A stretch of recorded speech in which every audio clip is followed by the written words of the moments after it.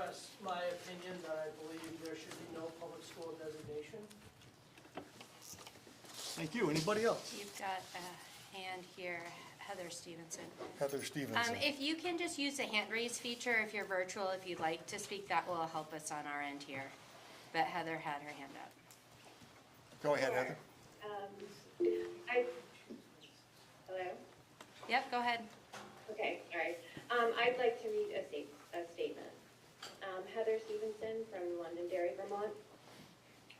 Generally speaking, and it is relevant to tonight's agenda item 6G, I think there should be more forward-facing community awareness in cases where the board attempts to make fundamental policy changes in addition to requiring life to be brought for itself. Is it getting muddy? The motion proposed could impact current families who plan to or have children attending schools that are not burden-burdened through the long-term school.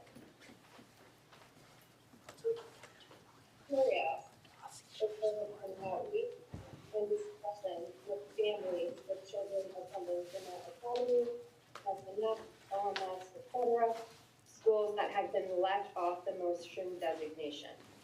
I also wonder if the board attempted to contact all folks who this motion could directly impact, including the respective potential school designations. I continue to feel that there needs to be more focus on community outreach to support democratic leadership and willingness to contribute time and expertise in service to the community as the BRSUN's policies. The motion Herb intends to make tonight, even if well-intended, has sparked significant community conversation. I urge the TNG board members only to engage in discussion and or table it. I appreciate this conversation, but it also feels a bit overzealous, moving to designate high schools without more thoughtful communication would be irresponsible tonight. Who not currently unknown. The timing of this motion feels a bit opportunistic, aligning with Governor Scott's education overhaul. This should not confuse board or community members to react in the fear of a perceived urgency of the unknown. At the state level, there seems to be an understanding that you can't simply close private schools. They fill in the gaps. There are no other viable options currently. There are not enough schools for the number of students centered in and around Manchester. For rural sending towns like ours, Burton acts like our school designation. Vermont's 4 historic academies were never public schools. These academies were incorporated as non-public, nonprofit entities and have operated this way. Some of them predate the arrival of public education. Legislation attempting to abruptly change this would decimate schools in our area, and there is no indication that this would happen or that it is even a current consideration. I wonder if tonight's designation motion is appropriate for Burton and the Long Trail School, and if they have already accepted to comply with what this would mean for them. Following the Carson and Mencken case years ago, there were discussions at the state level about the academies, including Burton, but there hasn't been any published indication of change regarding this in the governor's plan. I know this has been a topic of the board for a long time, relating to the compelled support clause in the Vermont Constitution, regarding to whom tuition is paid. I appreciate this continued conversation. I support the goal to act equitably for all children in the best way we can. The issue of which private schools receive public funding is important, but is entirely separate from tonight's motion regarding high school designation. I hope this distinction is clear, designating a specific high school without thoroughly considering its impact at all levels and without engaging more stakeholders when it's inappropriate this evening. Thank you very much for letting to share my public comment. Other comments?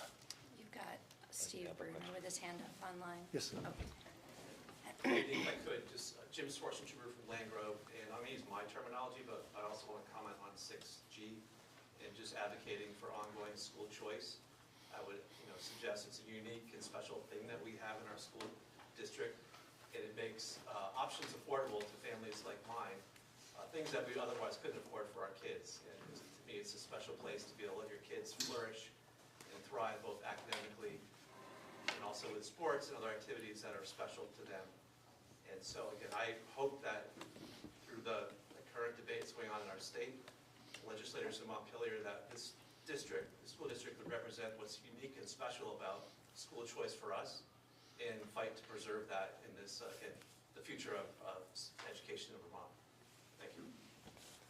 We have somebody remote here. Yep, Steve Bruner. Steve Brainer?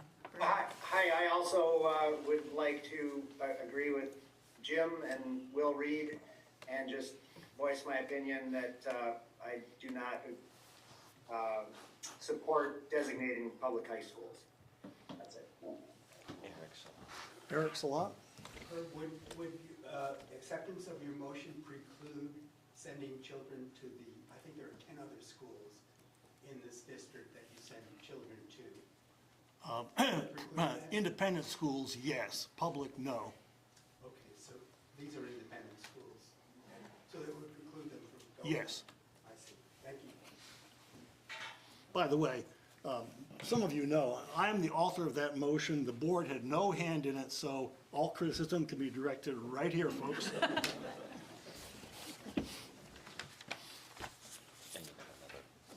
Yes. Hey, y'all, Frank Knack. I sent you all an email earlier outlining my concerns with this motion as well, that I hope you'll read. I think similar to what Heather and others have said, I think also this is just highly premature of the legislature. I don't think has a bill in front of them at this point. We have some ideas of a rough parameters from the governor. Has to go through the House, has to go through the Senate, has to get signed by the governor. That gives plenty of time for consideration down the road. So I think in addition to the concerns others lifted up, I hope that you'll at least table this until we have more clarity from the state about what may or may not happen. Thanks. Anybody else remote? I don't see anybody's hand. Okay. Mr. Chair? Yes. I move to suspend the agenda for the purposes of adding to the consent agenda the issue of new hires. Is there a second? I'll second. Seconded by Jeff. Mr. Chair, I move... Oh, wait, first we need to vote on that. Sorry, I thought it was... All in favor of suspending the agenda to add a hiring item, please raise your hand. Anybody opposed, please raise your hand. Anybody abstaining? That passes unanimously, I believe. It does. Go ahead, Mr. Dave. Chair, I move to add to the consent agenda the information that was emailed to us today in several different emails. It's a replacement for, I believe, a 6th grade teacher. Is there a second? Seconded by Jim Salzgitter. Any discussion? But All then right, we that's, go to the consent. that's now on the, all right, all in favor, that just puts on the consent agenda, please raise your hand. Anybody opposed, please raise your hand. Anybody abstaining, please raise your hand. That appears to pass unanimously, and it does. All right, so that's now on the consent agenda. The next item is to review the board norms, which are on page 2 of the packet, up at the top.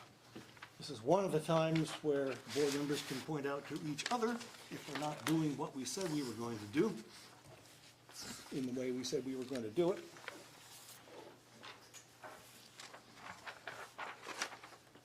And next item then is the consent agenda, I move the consent agenda. moved by Dick Dale. Is there a second? Seconded by Dave Chandler. This is the time, if you don't want it on the consent agenda, you simply have to object. There's no discussion of it otherwise, okay? All those in favor of passing the consent agenda, please raise your hand. Anybody abstaining, excuse me, anybody opposed, please raise your hand. Anybody abstaining, please raise your hand. Okay, that appears to pass unanimously. I think it did. So, on to 5A, which is monitoring of policy 2.6, asset protection. Yep, so this is your first review of this. If you have any questions, I'm happy to answer them. We've done this before. Since the last time we did a monitoring report on this, we've had no findings or incidents, so I feel very confident about check and balance system we've got. Sorry, Randy, we just forgot to approve the minutes from January 7th. That was No. part of the Just consent is- Did agenda. that for, for the Yep. consent? Yep, that's okay. Missed it. Sorry, Randy. If That's you blinked, okay. you missed it. Lindsay? It's kind of late, but I'm just wondering if under one, it says fail to insure against theft, and is that supposed to say causality? Maybe? No, casualty, Oh, okay, thank you. it's an insurance Thanks, term. told you it's late, sorry. No, that's okay. Like property and casualty. Well, you have a, No, I know it, but looking at it, She was thinking that maybe. yeah. Dick? Thinking about the way our finances are done and our buildings are attempted to be maintained in a systematic and well order. And the fact that we had an audit report that suggested that we were outstanding in virtually everything with no issues at all to be commented on, I think that the elements of the monitoring report are true, and we should accept them. Anybody else? Jim? Well, I was just thinking of, should I make a motion to accept Yes? So, the monitoring report? so policy typically what we 2.6? do is, I give you the monitoring report, you have a chance to ask me questions, then we send you a form to complete so that you can decide, and then at the next meeting is when you would do the approval. Yeah, Okay. yeah, and it's not an action item on this. No, No, so, I want to second what Dick said essentially. I mean, essentially this is you know, I've had great comfort that we handled the responsibility extremely well. well, Sue Wellborn, back of the room, Yep. thanks for all your hard work. I do want to call attention on number 4, then there's item 4 under number 4, that this may have some relevance to a claim which we have discussed in executive session, however.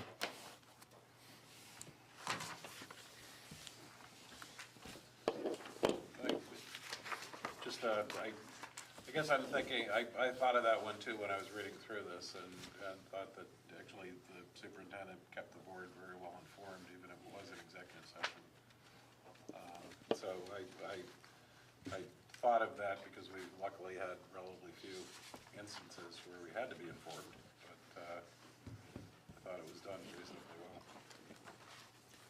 Any other comment on that? Okay.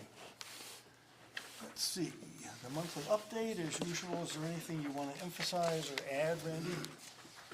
Well, it's February, so it's the moment in the year where I take a moment, we as a system, to thank all of you for serving on the board. I think it's important to acknowledge that this is hard work, and it's particularly hard right now. And you in particular demonstrate a real commitment to the kids in our community, to the education of the kids in our community, and do an incredible job at centering what's best for them. I appreciate your conversations, the time you take to make decisions, and everything you do to listen to folks and show up month after month. So I wanted to take a minute to say thank you. I don't think there's anything else necessarily, but I do have cupcakes. So we'll pass those around, because this might be an evening where we need a cupcake. So I don't have anything else specifically to highlight. I'm happy to answer any questions that you might have. I mean, I feel like, right, I could talk about I made a statement about the governor's secretary's proposal. There's really not a lot to say other than stay on top of it, right? That is, I think, our collective responsibility as a community is to try to stay on top of it as much as possible, which is definitely not easy because it's moving very, very, very quickly. But we've got a number of really engaged people from our system involved in discussions at the state level, and really trying to make sure that our community's needs are recognized within the conversation, and that we advocate for what's best for kids as they move through the process. So we've got a few people involved in the work. Jim? One thing I was, I was really glad to see that you're part of the special ed sprint team. That's the Agency of Education setting up a bunch of different disciplines within education, setting up representatives from around the state to give thought to individual areas that are going to be impacted by the governor's proposals. And I just don't know. I know the VSBA is assigning people, they get to assign somebody to each of those sprint teams. I'm not actually one of those people. But I don't know of others. I just found on the way in that Oliver Olson, who, is a part of our community, he's involved in some of the sprint teams. I don't know if there are any other people that you're aware of. Caitlin Cavagnino's serving on the CTE sprint team. Okay. So, and she's our director of special education. Because it's important that we, all this input's going to be important to setting a direction for where the governor's proposal goes. Mm-hmm. So thank you for doing that. And one other thing I just wanted to touch on, you were asked about, you said the I-ready assessments for winter are going well. Yeah, they Is there anything to add? just closed yesterday. We still have some students that are outstanding, but we're seeing really nice growth and proficiency levels, which is exciting. For the first time, when I have a view of like of a quadrant chart that measures growth and performance levels for all of our schools. So each school is represented by a dot on the view that I have. For the first time ever in reading, everyone is above that 50th percentile, which means kids are making more growth than the average typical student across the country. In reading and in math, we have one that's below, but not far below. So we've never had that mid-year before, so it's really exciting to see the work, the new curriculum implementation, and Amira, which is the AI system that provides feedback to kids. It's pretty impressive. There's some really cool things happening. So we still have kids just with everyone needed to start the test by yesterday, but as many people in this room, I'm sure not just the board, knows, and online, there's a lot of illness going around. So we have quite a few kids still who've started but haven't completed the test because they've been not feeling well. So I think that partly answers a question that a member of the public emailed me within the last week or so, and I realize the answer may have to be have lots of different parts, but how satisfied are you with the test results over the last year or so? Well, I feel like the board's talked about this a lot. We put in new curriculum because we were not feeling great about our performance. We had many, many teachers involved in the selection process. And with the implementation the new resources we put in place for reading and math in particular, we feel really good about progress and growth and the number of students it's reaching. Thank you. Any other comments or questions? On page 13, you have an update about candidates for board seats. Is there any discussion of that? Is this just information? It was just, that's on the election, that's item 6A. It's just information for the board so that you have this information. And so folks will vote on March 4th? Yes. So we encourage everyone to get out and vote. Can I make a comment? Yes, Yes, Deb. I'm still looking for a replacement. We have a few leads, and I'm hoping that someone will want to take this seat. But we're still working on it. That's the latest. Dick? I was informed by a very active member of the Londonderry community that she was approaching several parents at the Floodbrook School who happen to live in Weston, who have expressed a degree of wanting to be written in. So there is currently an effort to get write-in candidates for Weston, even though it's not on the ballot. Right, right, we missed the petition deadline, which was January 27th. So at this point, but my term has not expired yet. So at this point, the board can appoint another person and I can resign. I'm really sorry to do that because this has been wonderful, but I think it's time. Thanks, Deb. Melanie? No. Oh. Anything else on that item? All right, on packet page 14 is the current policy. Well, it's not really a policy, it's what we approved about student representation. And we look at this once a year at least to see whether it needs any changes. And let me begin by asking the one student representative who's here, do you think it needs any changes? Madison, are you okay with, Madison?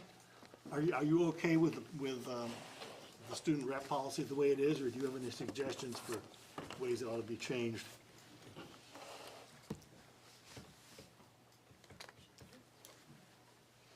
No, I think it's good.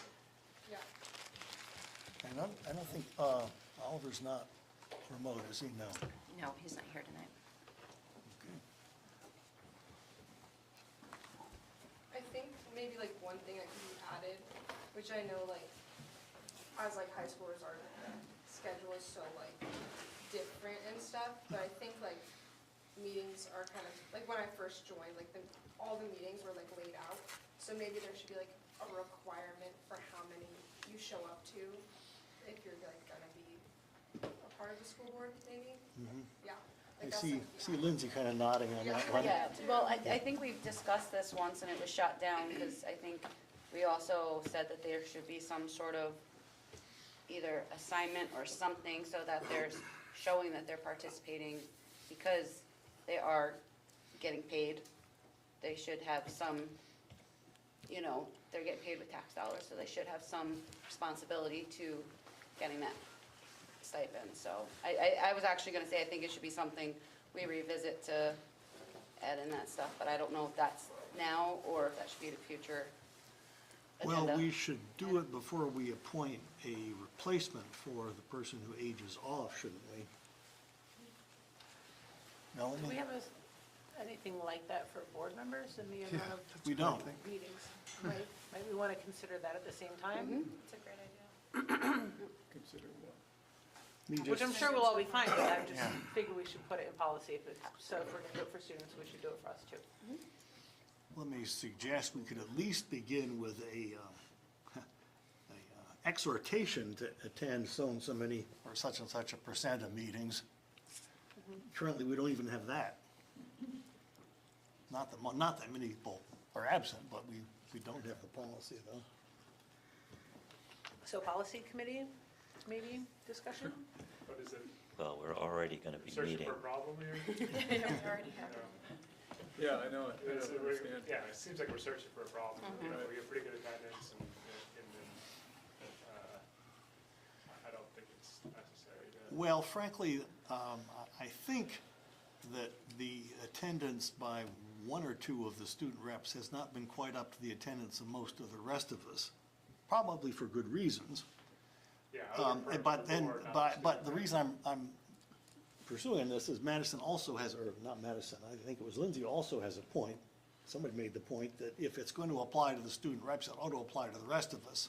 If it's going to apply to the rest of us, it seems like that would be something appropriate for the policy committee. It's easy, somebody can make a motion and add it to the policy. So on this item, anybody care to make a motion to ask the policy committee to recommend action if they think it's warranted, Melanie? I'll make a motion that the policy committee consider whether or not it is appropriate to make a recommendation on attendance for board and/or student reps. Okay. Seconded by Suzanne. Any discussion? Jeff? The policy committees in the 4 years I've been on it has only dealt with policy governance policies. I'm not sure this would fall under the umbrella of policy governance. Well, I know we have one on transportation that it came out of you're nowhere. just about to get one. Yeah, so I mean, are we broadening the scope of what the policy committee is supposed to be doing? Would it not fall under board expectations? Yeah. It Yeah. possibly Which I could have, Yeah. if that's even. I think Jim? in the olden days, maybe before policy governance, everything was fair game, just we kind of, I think we skinnied them down to mostly mandatory policies. Right. I'm just saying the policy committee never has dealt with these. But anything that's not a mandatory policy, I would think we, because things like inter-district school choice is a policy that's just one of ours that Right. the policy committee should be. Well, typically what's happened is the administration would bring something to us and we'd vote on it in toto, not necessarily run it through the policy committee. Right, true. But I don't care. I'm happy that the chair is willing to take on a much more responsibility and meet a. Well, we serve as a subcommittee only at the behest of the board, I understand that. and they define what we take on. So if the board votes, And again, the motion is for consideration, Yeah. not necessarily that we're requesting that that be made, but. It's just that the committee consider it, not that they necessarily draft anything, right? And have a nice, full, robust conversation. Yeah. That's what we need. Okay. Okay, any other discussion on the motion? Seeing none, all those in favor, please raise your hand. Anybody opposed, please raise your hand. Anybody abstain, oh, you're, okay, one in opposition. Who was the but it second passed. If I know you're opposed, I would have joined you. Suzanne you can join us. Yep. Let me change my vote. Okay. All right. Any other discussion on this item, which is student representation on the board? Okay, I'd like to have a motion by somebody to appoint Jessica Agnesens to the Community Engagement Committee. Moved by So Dick. moved. Is there a second? Seconded by Suzanne. Any discussion? Who's this? Jessica. Jessica Agnesens, She's not here. new member who lives in Peru. She's here on the screen, though. She's waving. Yeah. She's an I knew expert that. in change. Yeah. Any discussion? All right, all those in favor of appointing Jessica, please raise your hand. Anybody opposed, please raise your hand. Anybody abstaining? That appears to pass unanimously, and I would say it does. Policy on responding to invitations to meet with board members. Help me on this one. I think what we decided at the last meeting was that we would probably refer this to the policy committee at this meeting. Oh, my God. Almighty. It's all right. why I It won't got off. last long. Okay, This is the Dorset question? yes. Yeah, the Dorsey question. Well, we had reached a consensus at the last meeting, but there was, at least from one or two board members, a desire to frame a policy around this.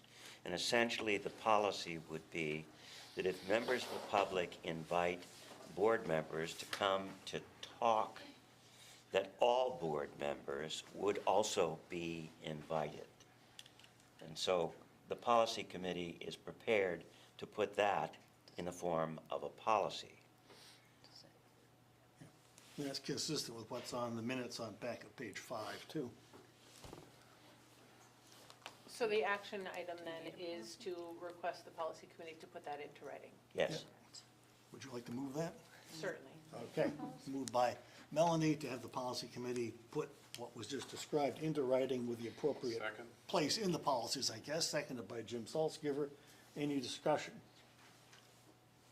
All right, all those in favor, please raise your hand. Aye. Anybody opposed, please raise your hand. Anybody abstaining, please raise your hand. That appears to pass unanimously. does. Mr. Chair, Yes. if we're going to this item, perhaps we should, Wait, we have one more before that, don't I'm we? sorry. Transportation. Yeah, transportation. Yeah, so I apologize if folks didn't know, I thought we've had this on for a while to talk about. The policy itself it hasn't been looked at since we merged, and between Meadowy and TNG, we've got a lot of, we're having, well, probably most people know we've got significant challenges with transportation, but we've got real inefficiencies as well.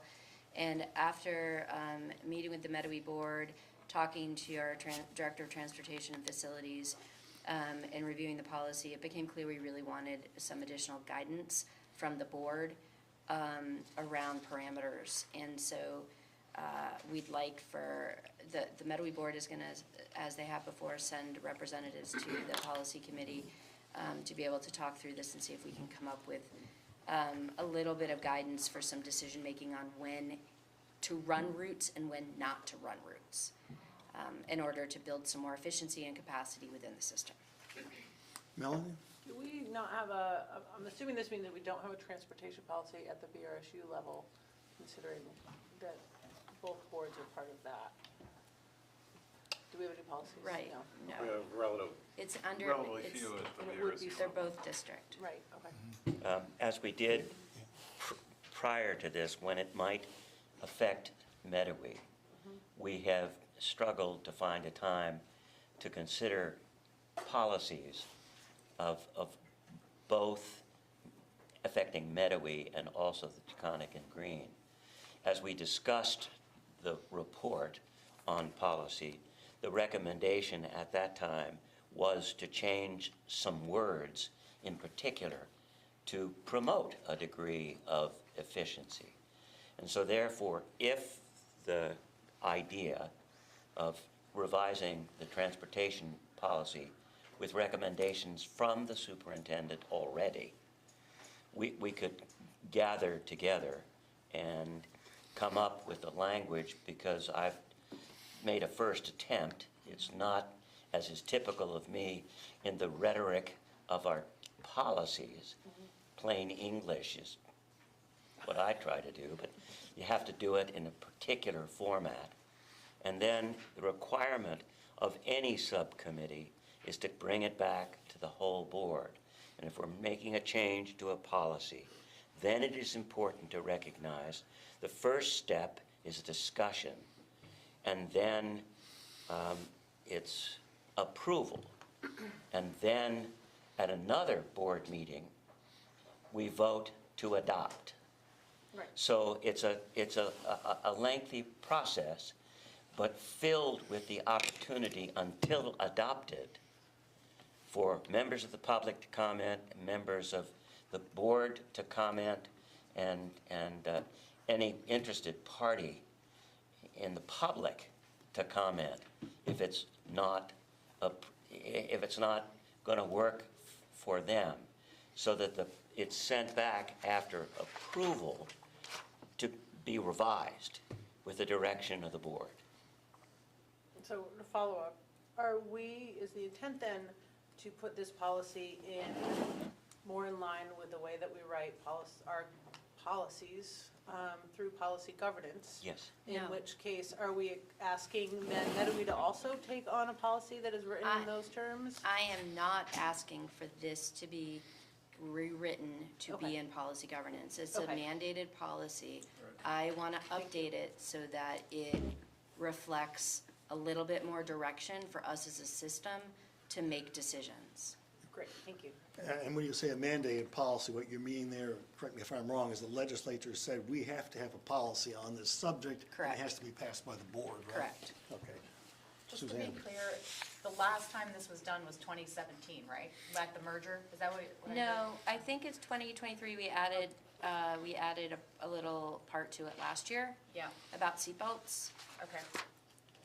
Can I add something? Deb, yes. She's on the I'm on the policy committee. I wonder if we're going to be adding just these requirements at the bottom, how is that different from just having a procedure that we Right. authorize Randy to develop a procedure, and that's what we do, and then she can change it anytime she needs, and it's written and anybody can read it, but it's not necessarily part of the policy. I think the answer to that one is, correct me if I'm wrong, there's a statute that requires the board to have a policy, is that it? Yeah, so both of those are true. Yes, we need to have a policy, and yes, we have an administrative procedure. I will bring both of them, but the way and we may end up making that decision, but I really want the committee to understand some of why I'm requesting that there be some adjustments to the policy itself. We may get there, but I would rather have that conversation with the committee and then collectively come back to the board with that discussion. So I will bring the procedure with me. We are in the process of, right now, making sure that the procedure is aligned with the state level requirements for how we need to be operating, and then finding out where we can flex on that as well for our system. All right. Ben? Given that there's been in talks of school reconfigurations and possible future ways that our schools might be oriented, one of the big concerns has been around transportation, and I wonder if this is an opportunity to include something around optimal, maximum travel times and put that into policy, or at least put that into recommendations towards policy, to address, so that it's really clear to the public that what our intentions are with regards to transportation. I don't want to tie our hands because I know it's a complex situation, but. Yeah, I think it's okay. It's just that if we operate on the assumption that something will change in the future, it won't necessarily matter. However, I think that signaling this is what we're trying for, I think is important. I think it's an important discussion, right? There's so many factors to consider and just hard decisions we have to make.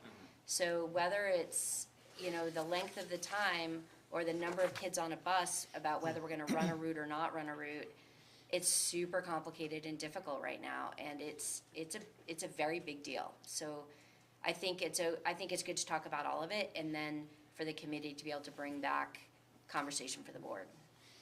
And the purpose of putting it on now is that if there's gonna be any shifts, we wanna make sure to be able to communicate that to families, like prior to the end of the school year. If the way we provide transportation changes in any way.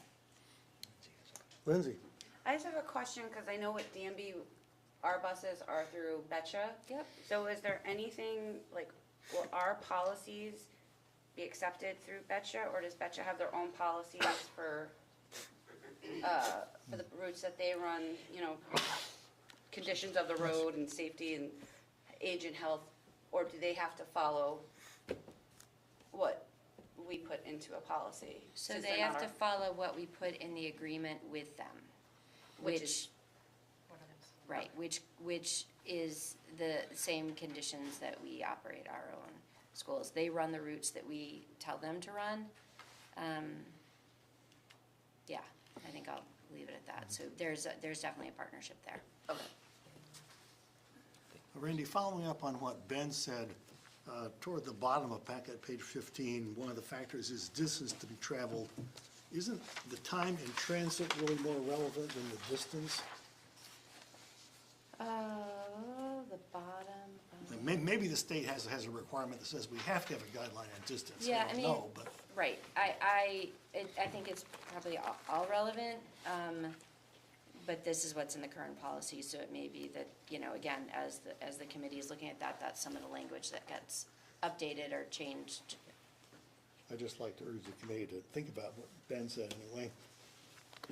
We heard it. Yeah. Any other discussion on that? By the way, Suzanne and Jeff and I and Deb are the policy committee. Now you have a new one. No, Jess is on that. No, that's Public- community engagement. Community engagement. And of course, you'll be reconstituting, or deciding whether to reconstitute committees when we meet next month. No committee is permanent. All right, I would like to step down as chair so that I can make a motion if it's okay with the vice chair. I'd be happy to step in. And before you make the motion, may I suggest that we're going to deviate a little bit from our standard procedure? Because Herb is the author of the motion,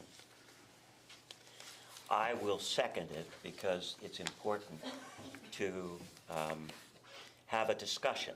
My second is for the purposes of discussion. Herb's is a little different. He would like to see it adopted.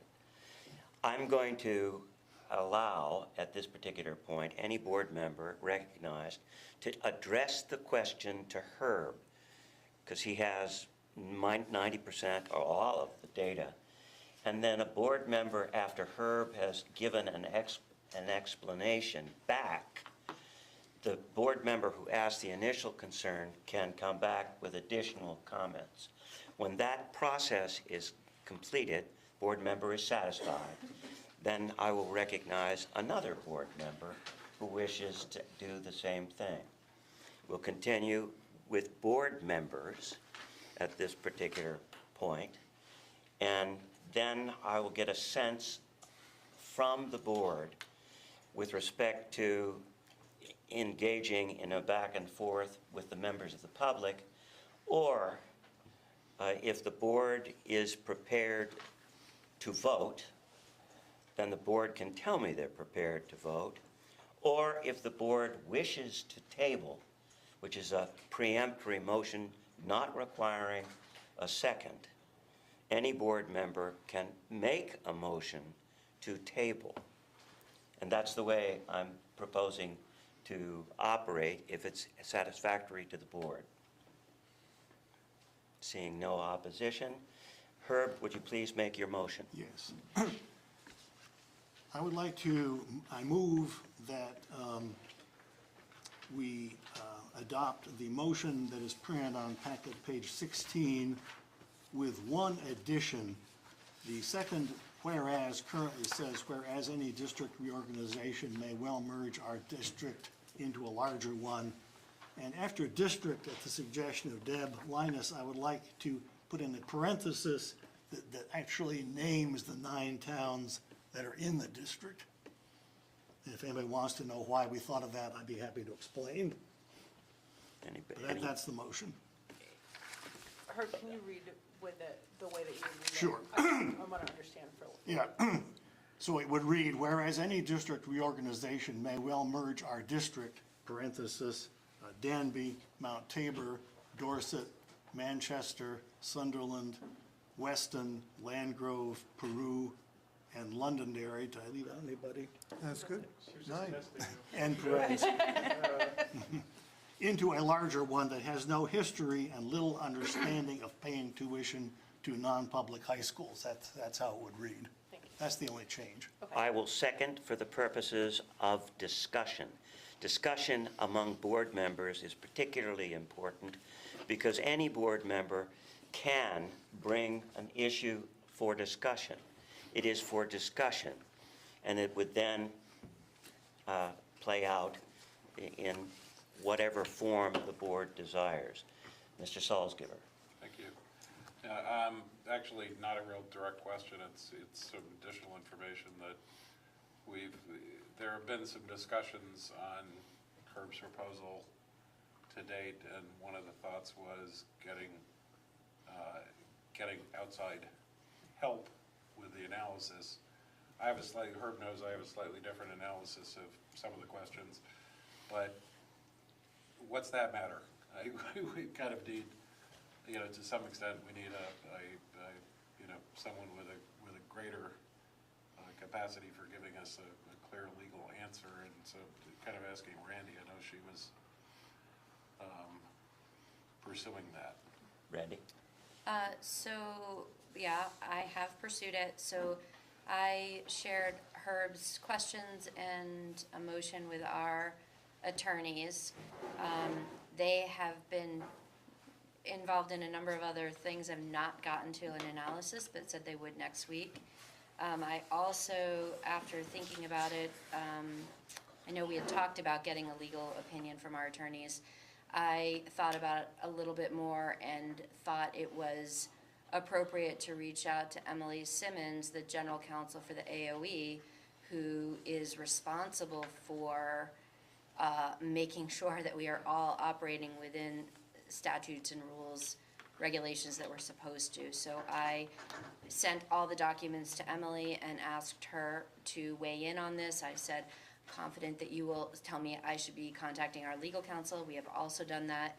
I feel like this is an important enough topic and our board needs real clarity on whether we are violating any statutes. So I'm asking you to provide an opinion on it. So that's in her hands right now. I have not heard back from her yet. Jim, are you done? Melanie? In the legislative report today, there was a number of articles and slides for a myriad of topics. And one of them was a slide deck from Beth St. James, who's legislative counsel for, I believe, the state of Vermont. And noted a bunch of important cases that related to this. And one of them was specifically, I believe, the Chittenden case. Let me pull that back up so I don't do this wrong. And this is the closest legal, and this was today. So it was Chittenden Town School District versus Department of Education. And what was said that I think was the most important aspect of this, I guess the background is that, again, this was about paying tuition to private schools in relation to component support clause. And I'm going to read right from her slide deck. Now I'm not reading from the legal analysis, but this was, what she said. Instead, the court found school district violates the compelled support clause when it reimburses tuition for a religious school in the absence of adequate safeguards against the use of such funds for religious worship. Not religious education, but specifically religious worship. And noted that that also the state has yet to define what adequate safeguards are. Right? I know that we used to ask schools to fill out a form asking how much of their tuition went to religious education. I don't think we asked specifically about religious worship. So this was compelling as an opinion from the legal counsel that right now at this moment we are in compliance with what the state is asking us to do. There is, a number of things. It's also been told to our towns after Carson versus Macon that we cannot deny, sending money to religious schools, but that this is a state issue, right? And the way I really think about this is a state issue at this point. It is not specifically for our board. If our Constitution and the Supreme Court are in conflict, then that puts our district and many other districts in conflict if this is indeed the case, that we shouldn't be paying towards religious education. But her opinion was that it's about worship, not education. And it also makes points about when the public itself is choosing to, insinuating that at the request of a parent, that is a public entity asking for the payment to be made. So there's more to that. I have other thoughts, but I guess I'll leave it there for a moment. Let's stop there. Herb, would you? I'm fairly confident that slide misquotes the Vermont Supreme Court's decision. If anybody has a laptop here, it'd be fairly easy to look it up. I believe the Supreme Court said education, not worship. The other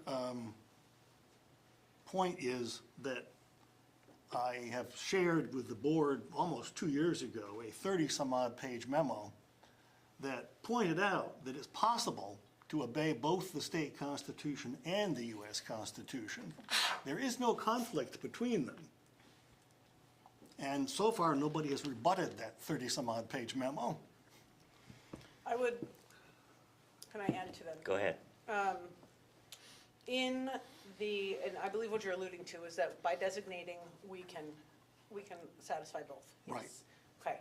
Okay. So within the law for designation, there also exists the clause, section C, and I'll read it straight out so I don't paraphrase. A parent or legal guardian who is dissatisfied with the instruction provided of a designated school or cannot obtain for his or her child the kind of course or instruction desired there, or whose child can be better accommodated in an approved independent or public high school near his or her home during the next academic year may request on or behalf before April 15th that the school board may pay tuition to another approved independent or public school selected by the parent or guardian.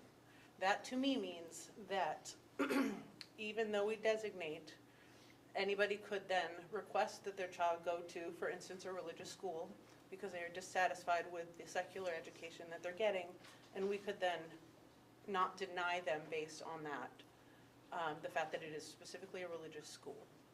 So I feel like that leaves enough of a loophole, and it still leaves us open to pay money towards religious schools because this exists within the statute. So I don't see this statute as being a fail-safe.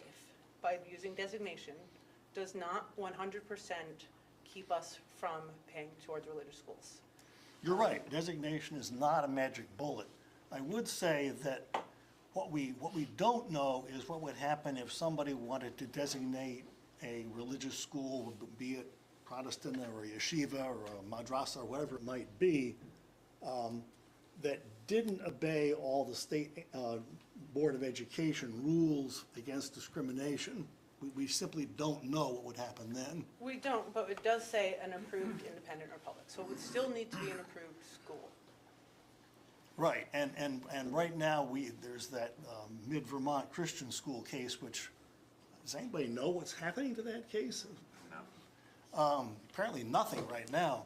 And that may well resolve the question about whether the State Board of Ed can require religious schools to do things that the religious schools say their religion forbids them from doing. Correct. Additional follow-up? In that Save it case, for later. I'll go to Jeff. Beyond the constitutional issue, Herb, you have recently, I think, found some problem with our compliance from a statutory point of view, in your opinion. Could you just explain that in a little more detail, please? It's a very complicated thing. There are about 6 different statutes that are involved, and I just stumbled on it. I was looking for statutes that said whether we could condition paying the Burton tuition on whether our overall budget passed. And so I went to the statutes that had to do with just the district warnings and things like that. And then I noticed that the statute that talked about that referred to only a vote by the electorate to support its, I forget the exact words here, it's in my memo, public schools. I said, wait a minute here, well, that's not what we're doing. So then I found another one where the statute talking back about the district refers to its schools, which sounds like schools that belong to the district. And then I looked at one statute that does seem to be an explicit exception to what I just said, and that applies if a district once upon a time had a high school and voted to close it. Then the statute is explicit that you can do what we've been doing. Our problem, however, is that we never had a high school to close. Right. The follow-up, go ahead. So the follow-up would be to maybe Randy more than Herb, is that particular issue being analyzed by our council? Everything that Herb wrote is being analyzed by our council. Okay. And we should get something back by Next week. next week. I'll call on John. Herb, I won't deny your effort and your legal expertise. I'm not saying the arguments are not without merit. Honestly, it's been a lot for me to have the time to go through everything with a fine-tooth comb. I appreciate your effort on it, everything. But with the statute just referred to and everything regarding Carson and Macon, I just feel sometimes like we're trying to pull ourselves over for speeding when the cops are waving us through. And, because there's enough going on, there's a lot going on in the state, and there's a lot to figure out, and it feels like we're just setting up our own roadblocks, you know,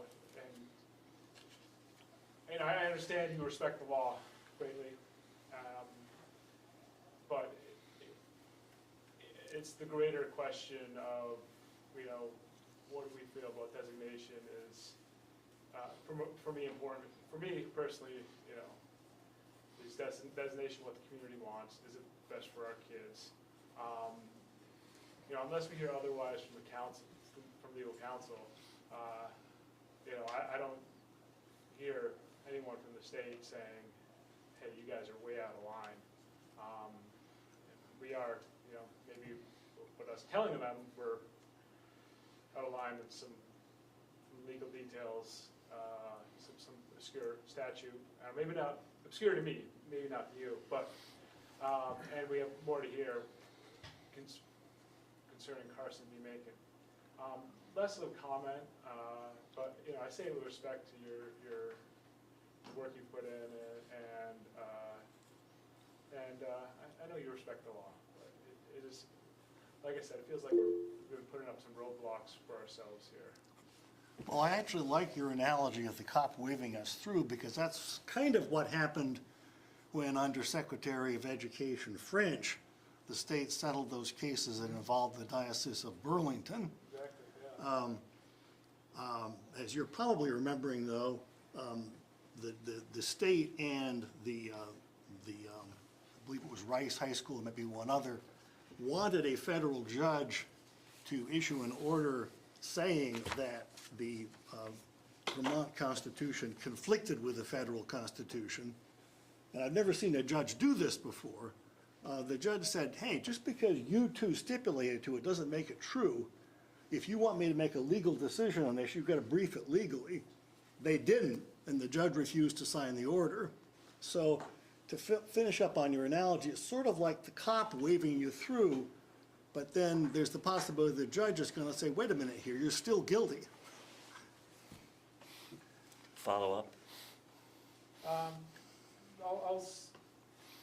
I'll save for later, but I will mention that, not on that directly, I don't know, I was thinking tonight, I don't know whether I should recuse myself as an employee of BBA. I don't know if that's, you know, we talked about this in the past.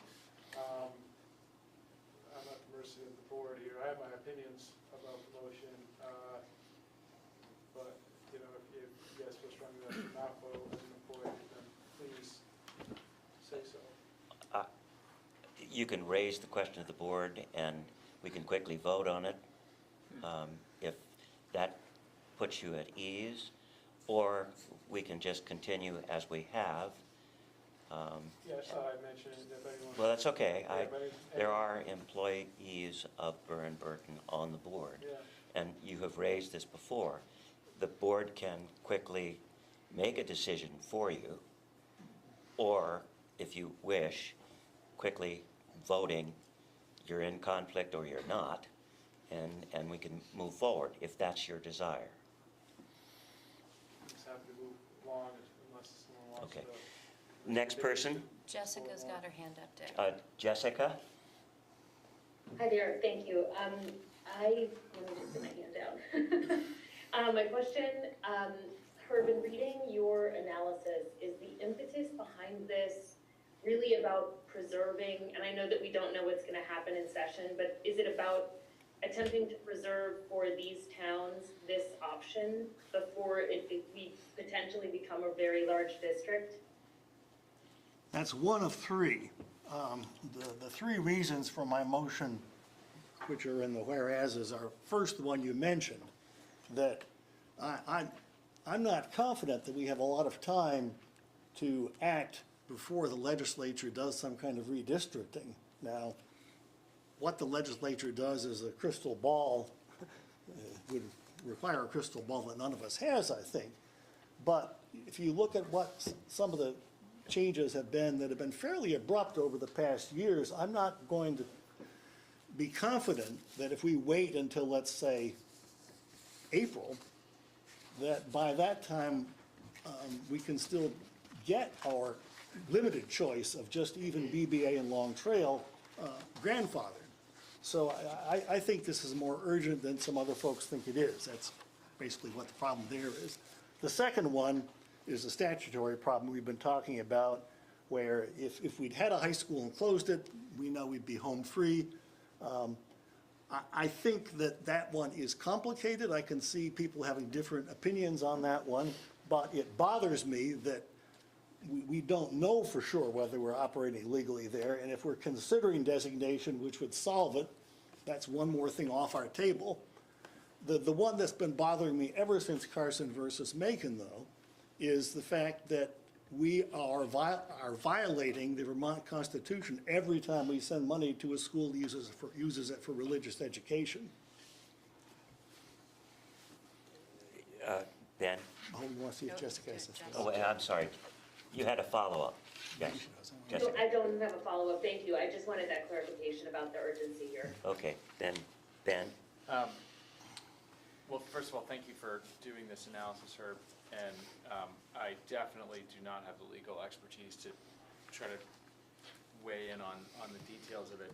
I was thinking, part of your second point, which is this particular clause that drew your attention, was whether a school district had a public school that closed it and then now could choose. And I just wonder if there's part of our response to this situation is to talk with our legislatures about this, because it seems like our unique situation is that BBA predates our district by quite a few years. And so, which is a fairly unique circumstance, I think, unique in the state. Or maybe it's to St. Johnsbury, it would be the other situation. So because we fall outside of that, it feels like this clause, there's something omitted there in the writing of the piece of legislation. There's a flaw there. So that we could point that out as a sort of temporary step in the process of recognizing that there's something that we're seeing that we're in conflict as it's written, but that as it's written doesn't take into account our unique situation. I think, so that was one just thought, response. I do think that my general, just sort of as a flavor of my response, is that I think that similar to John's perspective, that it feels like this would, to take an action as a board when we have not got legal analysis at this point from the state or from our council, when the heads of school who were talking about designated have said they do not want this, the public has said they do not want this, that puts us in a really tough spot as a board. I recognize we've taken an oath of office and to not violate the Constitution, and we're already grappling with that. We've brought that up the chain of command into the state and notified them that this is what the situation is, and we're awaiting them to respond, because that is, as Mel was saying, it's at a state level. And I think we could do a similar thing with this and sort of push it up and say there's an issue with the way the statute is written in our particular case. Or we can somehow note that we've grappled with this, but we're not choosing to act on it at this time, because it's not what our public has asked for. It's not what is in the best interest of our students. But we're recognizing the issue with the law. John first. Could I speak to that? Yeah. Oh, yes, I'm sorry. So in reverse order, as far as I know, we're not waiting for any word from the state about the constitutional problem. And if the state were to give any, the settlement with the Catholic Archdiocese or diocese, I think, would prohibit the state from saying much of anything, because part of that settlement was that the state agreed that the constitutions were in conflict, even though the federal judge said, no, I'm not going to say that. So we're not going to get any advice from the state on that one. The headmasters of the two schools said, I believe most recently last year, that they wouldn't accept designation. I found it a little interesting that the letter we got from them just the other day didn't say that. It said they opposed the motion, but it didn't say they wouldn't accept designation. Maybe they simply forgot to say it, I don't know. Your first point, yes. Regarding the statute about what you can do if you used to have a high school and closed it, yeah, the legislature could fix that easy enough. Whether it's going to do it this year with this other stuff on the plate, I don't know. But you're right. Follow up, Ben. I mean, I would think, you know, just to that last, I won't go into all of it, but just to that last point, I think that gives us, it would give us as a board grounds to push this to our legislatures and say, we've noticed this flaw in the statute, and, you know, that our legislatures are well aware of the strength of our system and the way that our public has voted to support the system, as demonstrated in the article we put in in front of voters, was it last year, a year before, supporting our current system. Year before. So I think we have their understanding of what our intent is and what our public wants. And if then we have to wait for it, then we wait for it. I saw before Melanie, I'm just getting to a logistical problem. I saw your hand, Lindsay, and then I saw Jim's hand, and then I saw Melanie's hand. So I'm happy that's, to wait. that's kind of the order. Her, your response? I had one, now I've gone and forgot. Oh, I know. If we ask our legislators to bring this up, we do run the risk that there, last I knew, there was probably a majority of at least the House of Representatives that had no sympathy whatsoever for our system here, and we run the risk of attracting their attention and winding up with a worse situation. Follow up, Ben? Lindsay? So I kind of go back and forth with reading your stuff because one of the biggest things I mention every year is EBA's ever increasing tuition. And if their tuition gets approved but our budget gets denied, it's our K through 8 who suffer, and designating them as a public school would then, I'm assuming, they would have the public school tuition rate set, and then anything above that would be the parents' responsibility, or do they just get the public school tuition rate?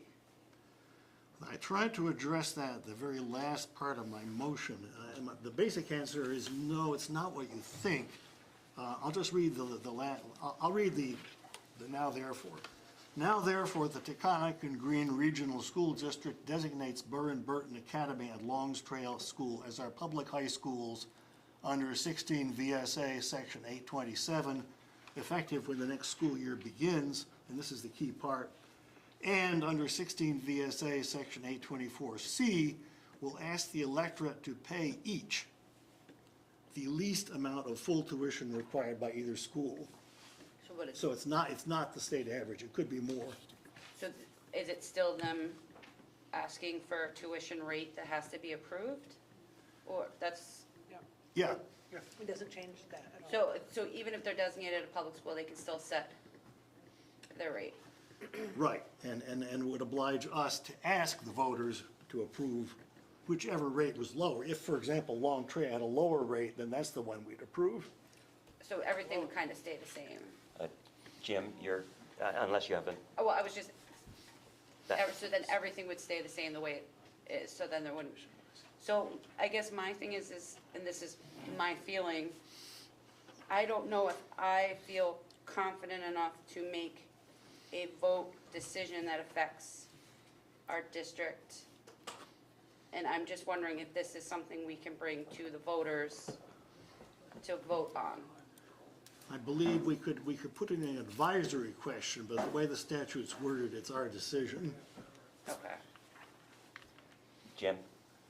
Yeah, yeah, a couple of things. One, I think, it's important to note that, you know, I've read Herb's stuff, I've got respect for Herb as a lawyer, he is a lawyer, I'm not one, I've done a lot of legal stuff for the time, over the years, I like reading this stuff, but I don't have his background. At the same time, when you just read through the statutes, there are, the way we've been operating is subject to, I say there are three primary rules, laws here. Section 822 called, there's one, school district to maintain public high schools or pay tuition.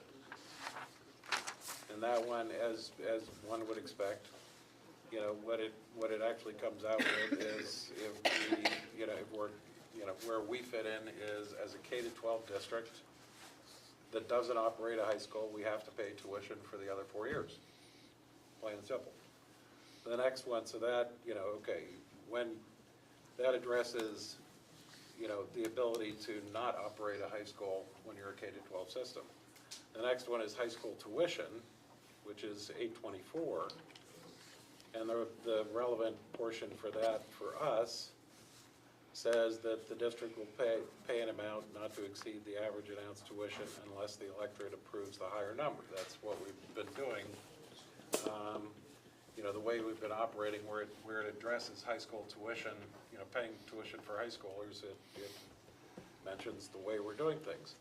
I also note that actually, I'm finding a little, I just noticed the inconsistency of Herb's proposed motion, says in one place that he questions the legality of doing that, but then he proposes in the motion that we continue to do that, which he just went over. It will ask the electorate, questions the legality of us operating that we are, but then says, we'll ask the electorate to pay each the least amount of full tuition required by either school. But, so there's, tuition, high school tuition, and the last one is, tuition to approved schools that designates, 828, that designates which schools we can pay, which includes the approved independent schools. So there, in statute, there are three really, straightforward that address, the situation. If you don't operate a high school, have to pay tuition. What amount of tuition can you pay, and depending upon what you look like, and who can you pay it to is the third one. So it's statutes that were written very clearly to address a situation. Actually, it addresses our situation. It also under different. It's a different situation for the other three historic academies. They fit in different places, but it addresses very clearly. Then, and I think we've been, operating on the basis of, actually, that seems pretty darn clear, but, then, Herb's analysis, and Herb is, he digs really well and stuff, but, to come up with, that could potentially be invalidated by a wholly separate provision that deals, isn't really dealing with tuition, but it, raises questions on whether you had to have closed a high school or not, which was really kind of, I guess, created at the time Winhall, created the mountain school or whatever. But, that's a very sort of an esoteric thing that then throws into question three very clear statutes that address the way we do it now. So I'm, again, we need to get the answer from the state, from the Agency of Education, we need to get it from our legal counsel. But I just wanted to say, I have respect for Herb, but I looked at this analysis, and I just, to me, it seems pretty clear that the way we're doing things fits with very clear statutes. In fairness, Herb should be given an opportunity to address your concern. Yep, absolutely. And you can have follow-up. Yep. Jim, there is no inconsistency. My motion assumes that we are designating. Designating solves the problem with Section 824C. If we pay under 824C without designating, that's when I say we have a legal problem, probably. The second point is that one way that courts interpret statutes is to say that when the legislature passed a statute, it meant every word to have some effect. It's what you call the doctrine against surplusage. No word in a statute is just surplus.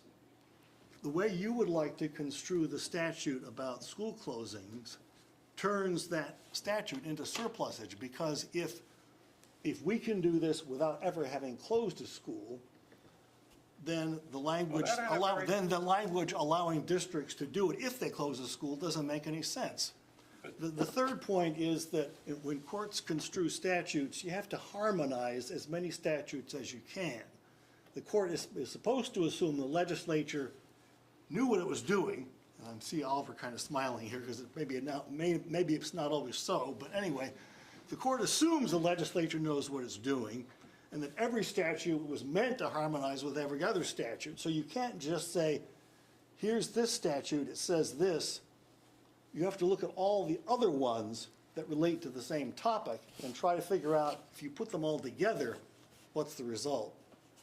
Yeah, I think you've just taken one that really isn't on the same topic, designation, and you're applying that in the case of tuition, which is a different, well, The designation statute actually refers to a tuition statute, 824. Okay. Melanie. Like I said, I just, Melanie. I'm having a hard time with, I kind of go with John's previous take of. Melanie? I did look it up, Herb, and it does indeed say, in the absence of adequate safeguards against the use of funds for religious worship, education, and that's a couple different websites quoting Thank you. the decision. But the school that's been asking us to pay does use it for worship, so it doesn't make any difference. Okay. Can I just want to follow up, make a quick comment also. Is that okay? Do you have a question? No. Did you have a question, David?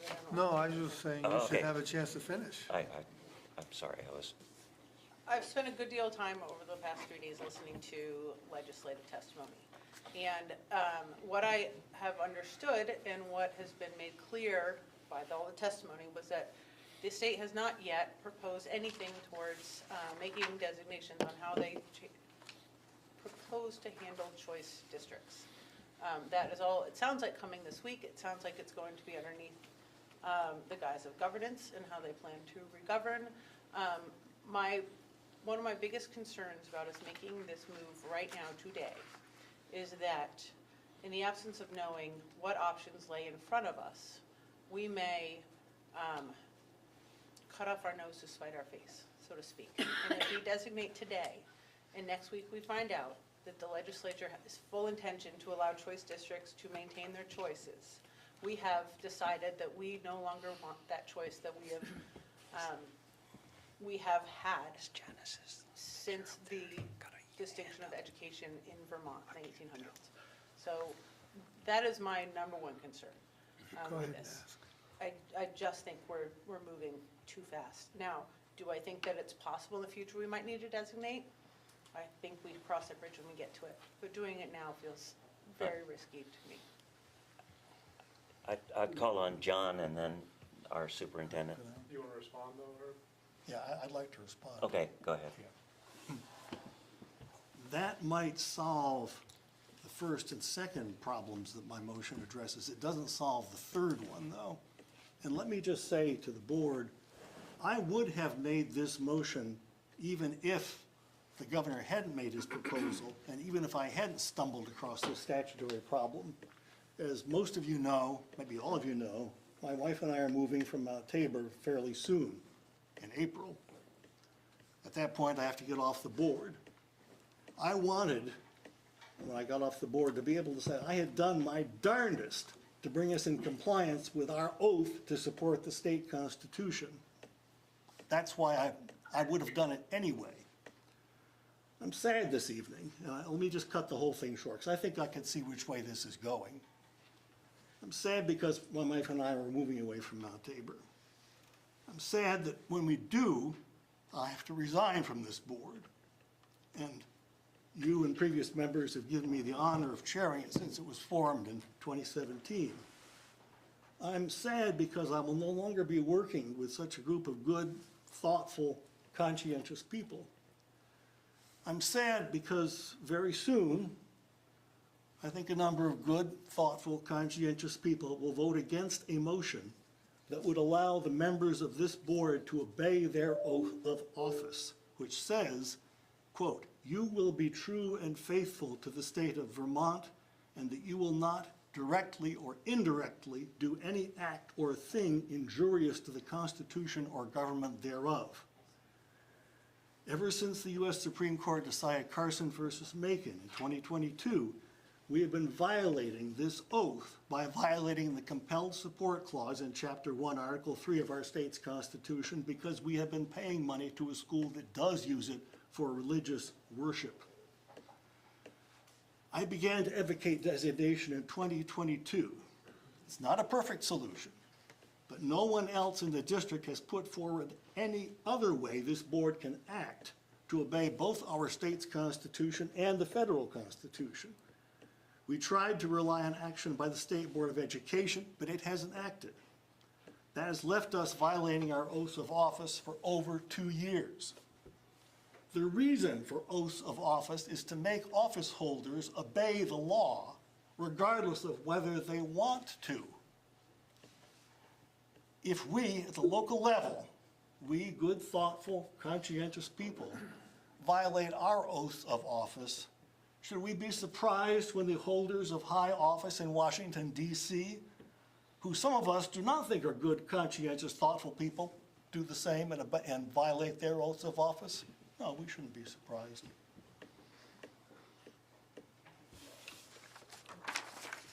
Other board members? Okay, we can choose to engage the public, or we can choose to vote. If we're going to vote, I would suggest we involve and engage the public a bit more. And we also have the option to table. But first, I'd like to hear from the superintendent, and I'd also like to thank Herb for his sense of purpose, research, and high sense of what it means to be a public official. Randy. Well, actually, my question is process. So what we just had was kind of a Q&A for Herb. Is the board going to have discussion amongst itself? Like, what's next? Because I don't really have a question, but I wanted... That's effectively what I tried to just say. We can begin to engage the public, or we can choose to table, or we can choose to vote. I would recommend personally not choosing to vote tonight, because I personally think this is a serious issue that requires further additional study, which has already been mentioned. I don't think we have engaged the public enough, and this is a very important decision that is a fundamental change in policy. So I'm looking for board suggestions as to what is next. Jim? Yeah, my suggestion would be, we have legal counsel looking at some of these issues, and we've asked the Agency of Education, legal counsel, general counsel to weigh in. I, personally think that it would be really helpful to have that input, to table this until we have that additional input. John? Yeah, I just want to say thank you, Herb. It's been, served with you for a long time, since I'm on the merger committee, and we don't always agree, but it's clear that your intention, you serve this position with honor, and I appreciate that, and you care about the law and the Constitution. And I just want to, this is my comment before you spoke. My main concern is, again, not to debate the legal merit of your arguments. It's the process and the timeline of jamming this through tonight. And if we were to do that, I think this, the consequence of that would be, this board would become a lightning rod, and public education could be further vilified, through us. And so, I think it's, as a private citizen, I take a lot of issue that my tax dollars going towards schools that discriminate on religious grounds or, on basis of sex, or whatever it may be. I take issue, with my tax dollars going towards schools that don't accept all kids, right? And that's not gonna be popular with most people in this room. That's my private view as a private citizen. As a public board member, though, I have to set that, I try to set that aside, and, I need to, unless there's a silent majority I'm unaware of, this community, believes in our current, system of choice, and, and while I may not agree with sending kids to schools that don't accept all kids, I accept that's what this community believes in, and I want to honor that too. And I think that engaging the public, if we don't engage the public in some way, this would really, it wouldn't serve anyone, including our kids. And that's what I worry about that. If you'd like to make that motion. Sure. Does Jeff want to speak? Deb's got her hand up. I just was passed a note of a Deb. proposed motion, if you'd like to say something. Deb would like to speak. Oh, I'm sorry. Deb? Yeah, I'm sitting here in the gallery with lots of public who have showed up tonight, and I think might be nice to let them have a chance to express themselves if we have the time to do that. That's up to the thing, but I do have a potential motion to table at this point. It would requires an affirmative vote, and a case has already been made for the fact that there is more information that we need to gather as a board. Can I just Yes. make a comment? Yes. Is that okay? Thank you. I can't imagine, Herb's service to this community and the kids in our community, I think you're the longest. Deb, are you the longest, or is Herb the longest? One of the two of you? No, You're the longest? No, it's Oh. Deb, Herb. Yeah. We came on a little late. Anyway, it's been a long, long time, and really supporting our schools for a long time, and it's very strange for me to think about you not serving on one of our boards. So I always appreciate Herb's perspective on things. I'm gonna, I think it's important that I make a couple of comments, and my comments are gonna be not necessarily from the statute perspective, or from a little bit of a different lens for the board, right? We are in the midst of statewide change, and I do believe that change is coming. Governance change, something is not gonna be the same. The way we operate here within our community is well known to everyone across the state, right? The State Board of Education understands and knows.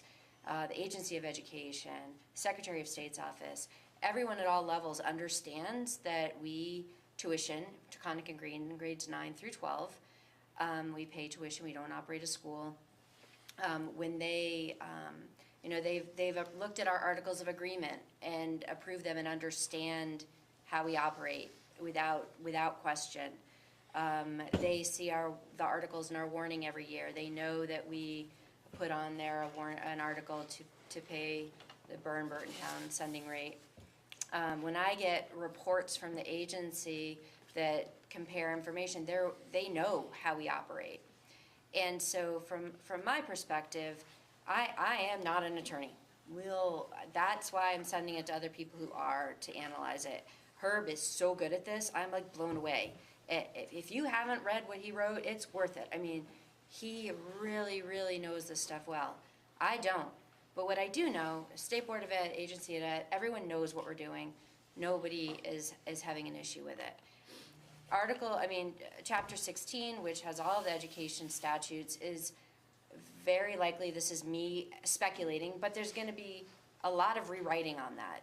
all of the conflicting statutes that present ourselves today will not be there. And we can all jump in and talk about all the places that they contradict each other, so that once that chapter on how we provide education in Vermont is rewritten, it no longer exists. I believe that it's important for the board to consider the fact that we're not doing anything behind anybody's back. There is no secrets here, and there have been decades of time when people could say, hey, when we were all individual districts, or now Taconic and Green, you can't be operating this way. You're in violation of state statute. But nobody has. So I think it's important that the board consider, yes, we know the situation we're in and it stinks. I am right there on the fact that I have concerns about where our tuition money goes. And I encourage everyone, I understand we may be tabling this, but encourage us just to think about the space we're in right now and what's sort of best for our community, where to put our energy. And I would say my personal opinion is I do not believe anybody's going to come after us in the next couple of years and tell us we shouldn't be operating the way that we are. And let's just focus on how we support our community through whatever's to come our way, and try to, maintain a robust, solid education for our kids, pre-K through 12. So I just wanted to sort of offer, again, like a little bit of a different perspective on where we sit today. Do I have a motion? Yeah, unless, I don't know, I don't have a problem hearing from the public if there's more public participation. But that's up to you. Actually, if we would like to continue the discussion with members of the public, rather than seconding, it doesn't require a second. We could vote no to table at this point, and I could then open it up for discussion by the public.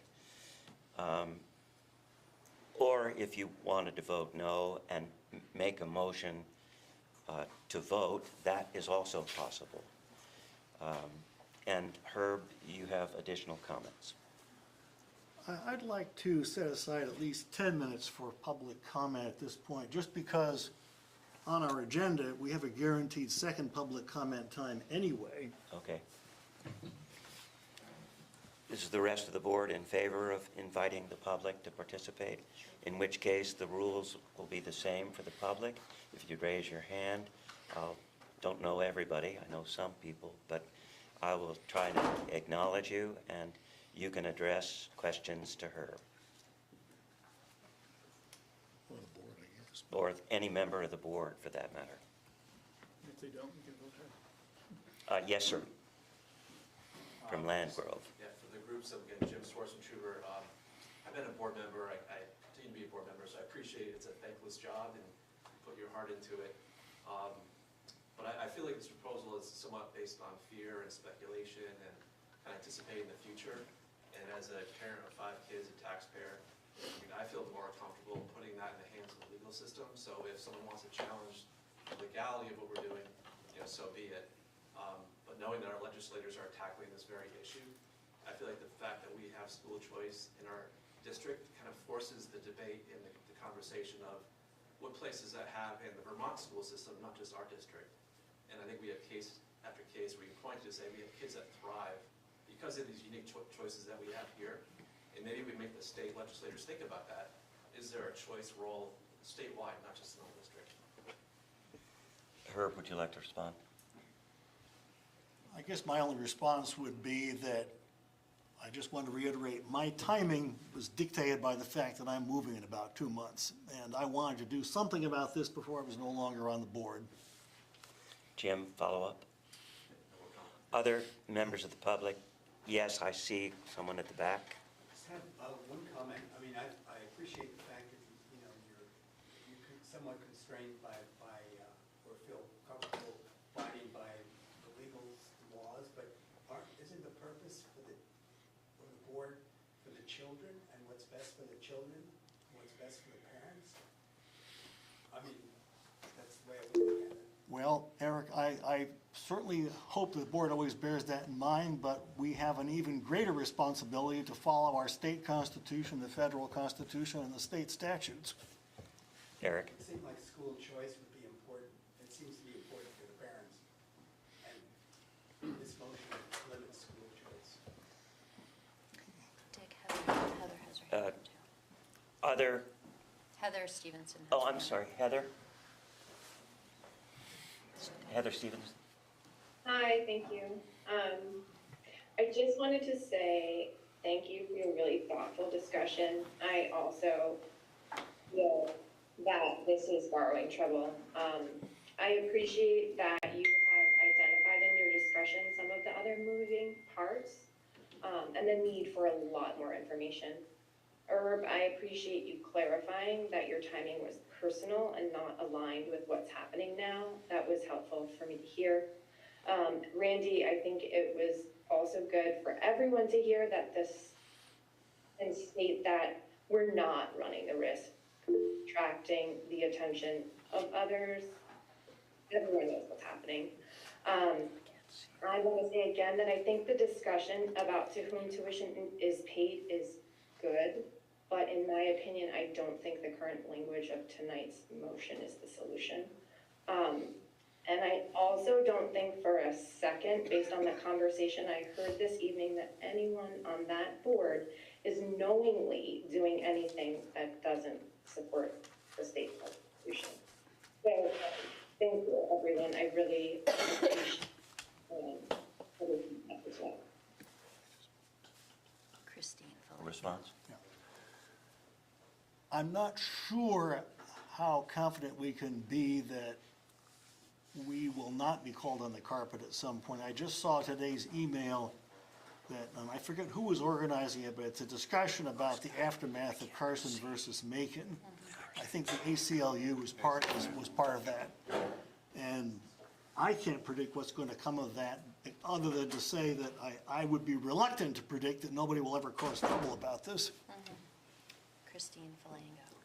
Christine Falango. Christine Falango? Hi, I just wanted to say thank you to everybody, and I think this is all good discussion and good for us to think about.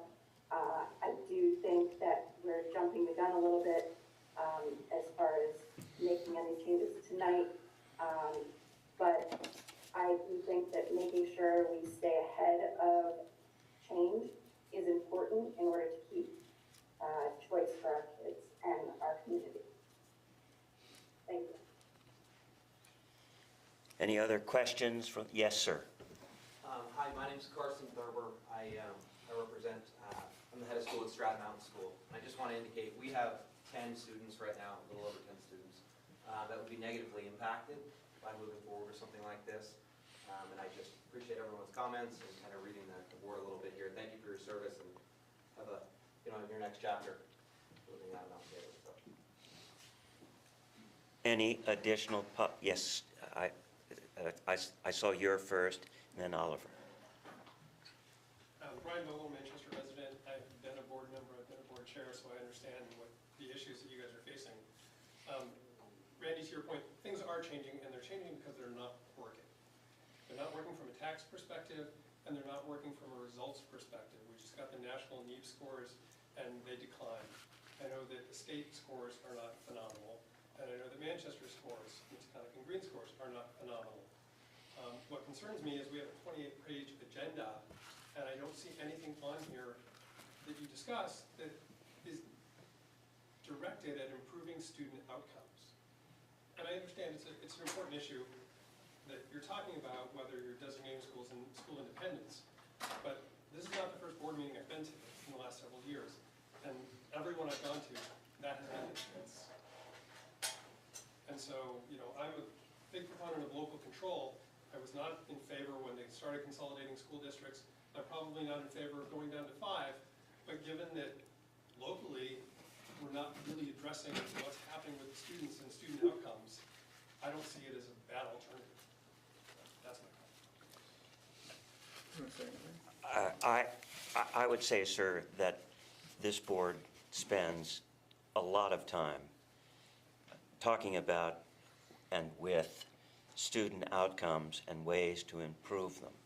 We, in the superintendent's reports, we give charge to the superintendent to put into practice our fundamental goals, which are in our statements of policies. And right at the top is constant efforts to improve the outcome on an individual basis and make sure that our students are qualified. If you go to the BRSU and you look at our policy statements that created policy governance, you will find that the first issue of greatest concern to us is, in fact, steady, constant student improvement. So if we don't consider in a board, at a board level, we do approve policies and monitoring reports. We do get regular reports on student outcomes and improvements that are there. Yes, sir. Over the past several years, have student outcomes improved?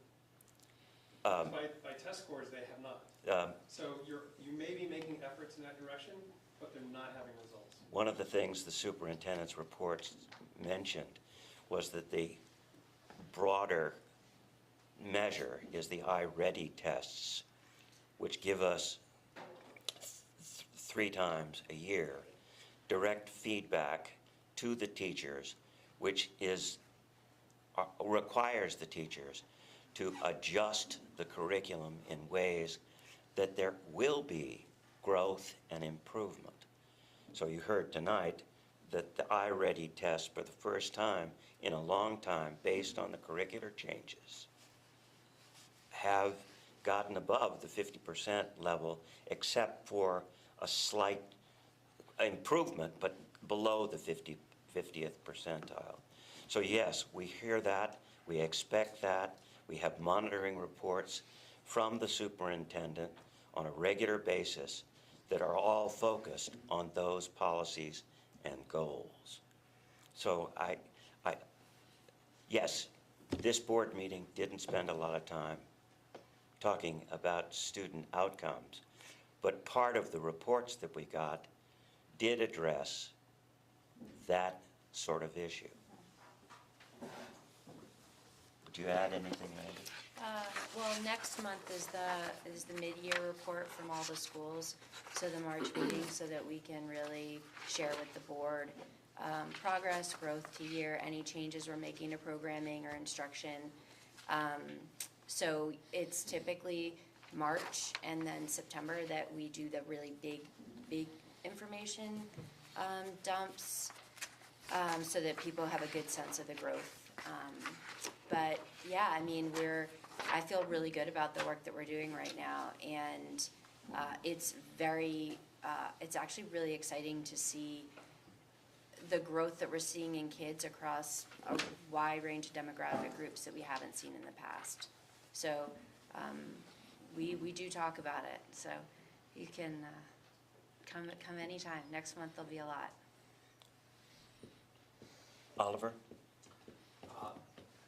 Thank you all, Oliver Olson.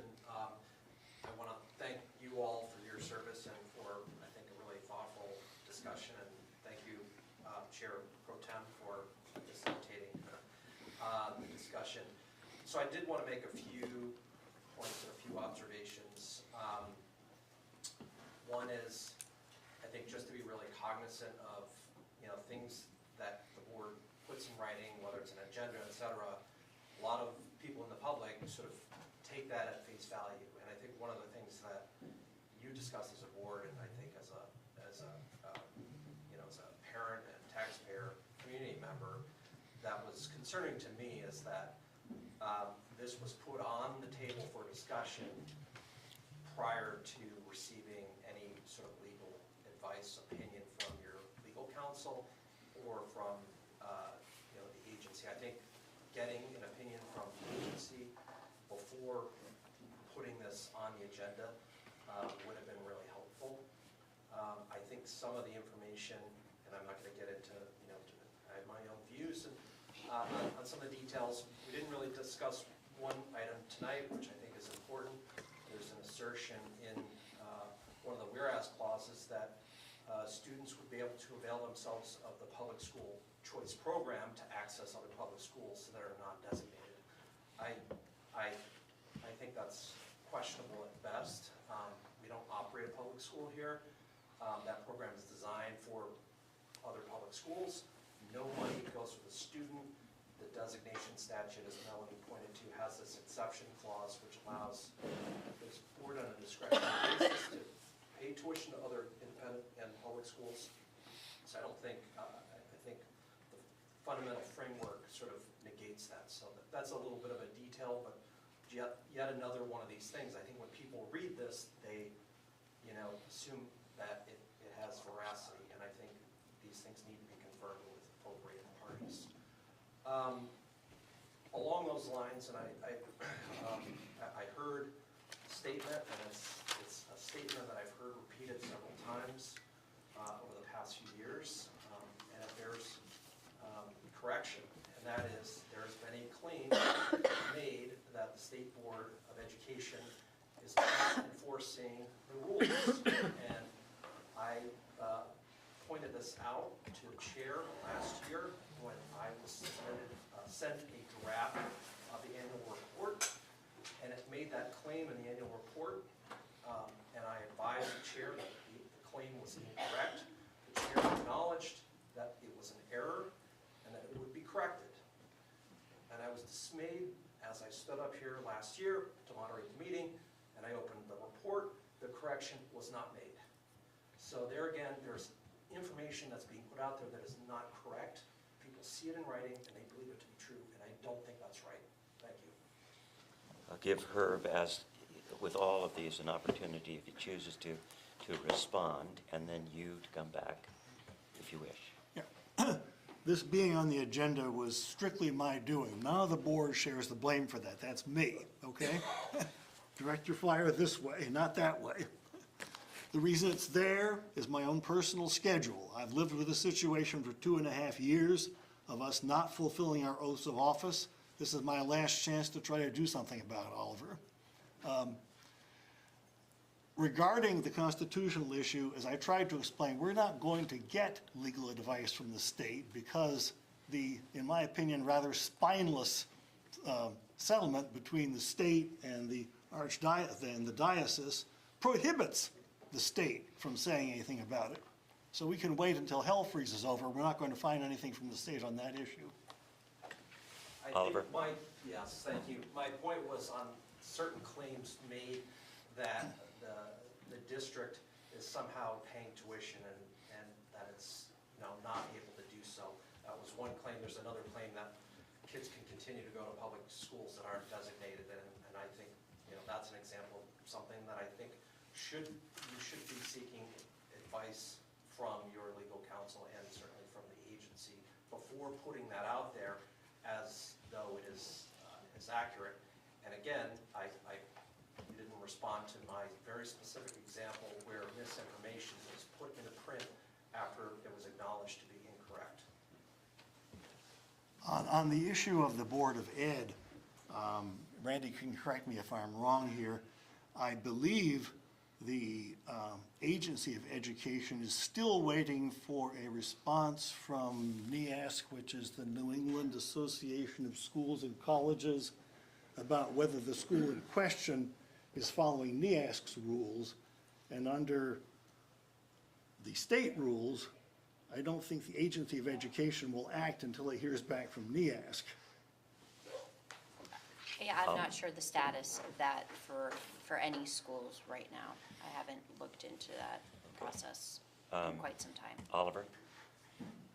So I will quote from an email correspondence I had with the chair last year.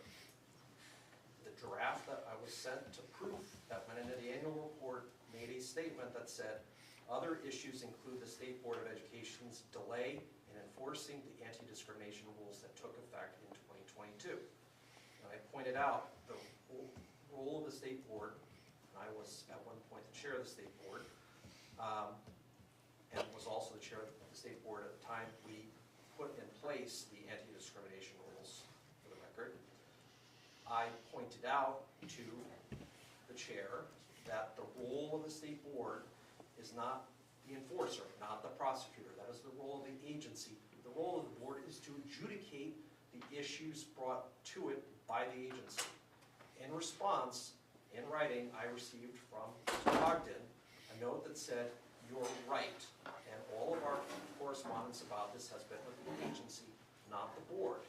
In a subsequent conversation, you agreed that that was an error and it would be corrected in the report, and it was not. I apologize. And there was another statement made again tonight to the same effect, so that's what I want to correct. Okay, I think, seeing no other public comment, went a little longer than 10 minutes. Apologize for that, but I wanted to give people a chance.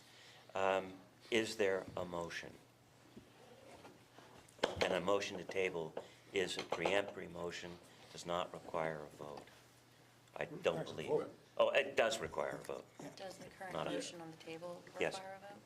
Yeah, I mean, I intend to make a motion to table because I think we should at least see what the opinion of our council is in reference to this issue. So the motion I make is one to table, but a tabling motion, under my understanding, does require a second, but it's not debatable. Okay. And so There is a second. I'll move to Solstice. table the motion. Second. Second. I'm now confused.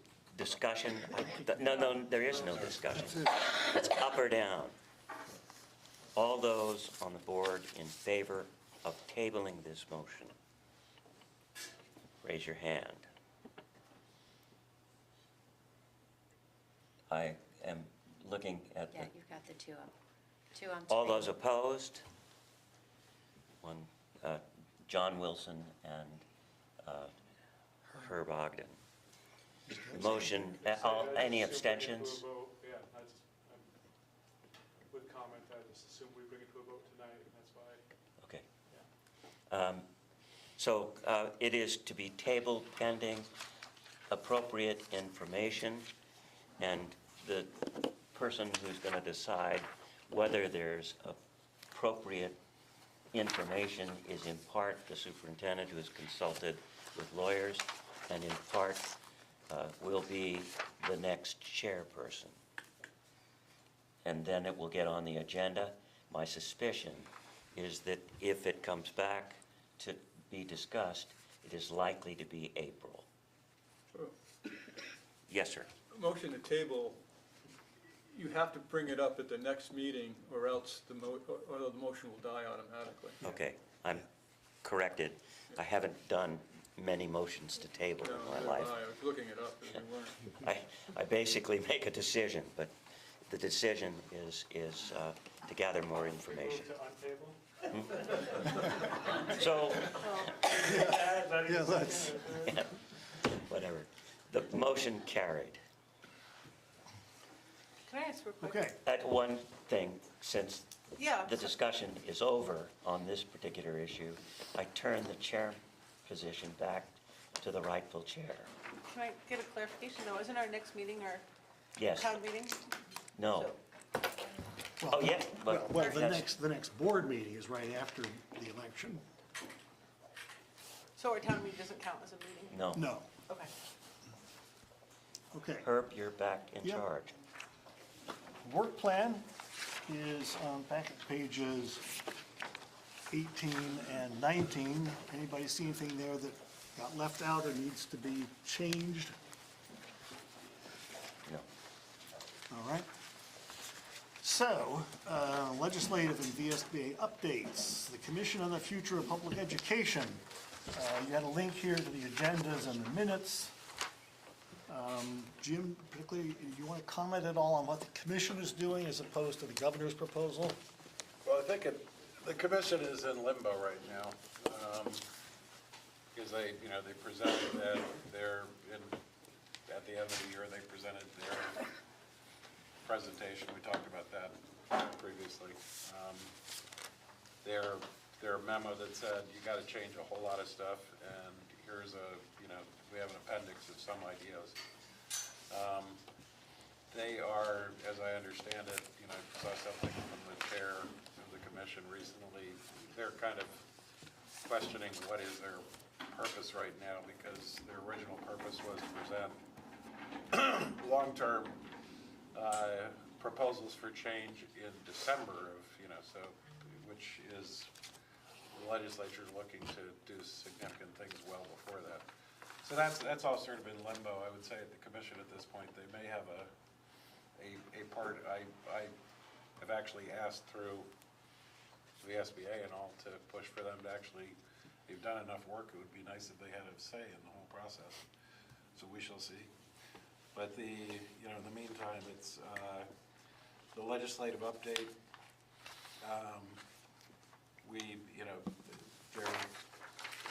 There basically wasn't a lot at this point. We've all been, Melanie's actually done some of the best watching all the different sessions going on and all. At this point, I think it's fair to say we had a meeting with legislators, and they're all in, all kind of, they don't know where it's going at this point. I think the basic concepts were rolled out by the Secretary of Education and the head of the Department of Taxes, and now they're into the process of trying to figure out how they would actually, how that would, move into something that might be implemented or written down as a bill. And I think a lot of people have kind of come to the conclusion that's going to be a difficult process.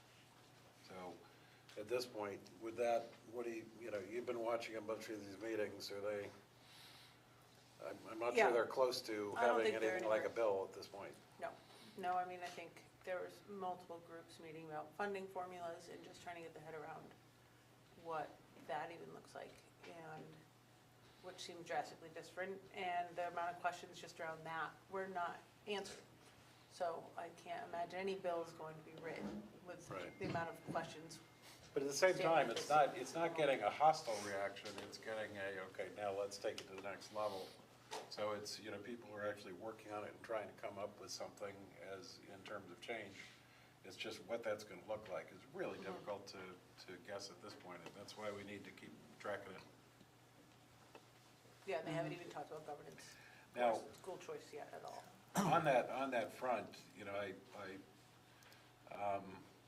like the VSBA is gonna have a meeting in a week or two, and the whole meeting is talking about the proposal. And I think it would be helpful for Melanie and I to know what, to the extent, it's tough when we end up saying there's not any detail we can give you guys, but if you have questions, input, things that you want us to be asking, that would be really helpful for us to have when we get to the VSBA point. Because it's typical, the VSBA, those meetings get very sloppy because everybody's providing whatever kind of input, and you'll learn a lot because you learn that not everybody has the same viewpoint around the state. Yeah, I would add I think the majority of the listening I did was links sent from the VSBA, House Ways and Means Committees and Education Committees, and it was all committee meetings and committee testimony that was taken. And within those committees are members of our public.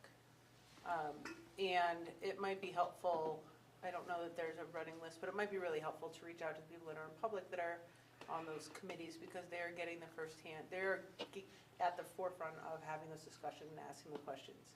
So where you can ask us those questions, and I can tell you what I heard, when they're in those meetings, and they have those questions in front of them, they can be asking them right from the horse's mouth, so to speak. Yeah, you will see that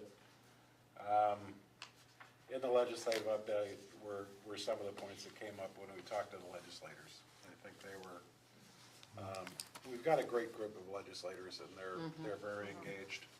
Yep. They understand our needs and our issues. They're willing to support us in that work. And they asked some great questions. They did. And Jim did a really good summary. So, at this point, we are open to input, which can be either tonight, discussing, any questions, or, give it to us over, between now and mid-month, Next Wednesday? next Wednesday. Ben? Just quickly, I'm just curious if there's been any further discussion or if it will come up in the VSBA conversation around shifting to a full income-based tax process versus property tax process. I've So not heard there's that at all. I haven't heard it a peep. Okay. Right, they're talking about foundation funding, but that's They just still a have different to- mechanism Now, of getting they to it, still but have to they're not, I have not heard anything. Now, Where it's, they Maybe get the Oliver money. can tell you, but I haven't heard It's- anything about it being funded. it's interesting in that the foundation formula, somebody said to me, New Hampshire has had a foundation formula for a while, and I recently, got some information on how that works, and it sounded really kind of, it surprised me a little bit, but that's kind of what they're talking about doing here too, where there's a base amount, and then they, we went through putting pupil weights in, and I don't know how the pupil weights are gonna fit, because they're talking about, okay, we'll have a base funding amount that's a very high number, but then the number of kids that are FR, they say it's a high number versus others. 13? But then it's like another amount for FRL kids, another, then these tack-ons. And I'm not sure how that is any way, shape, or form gonna dovetail with the weights that we put in place.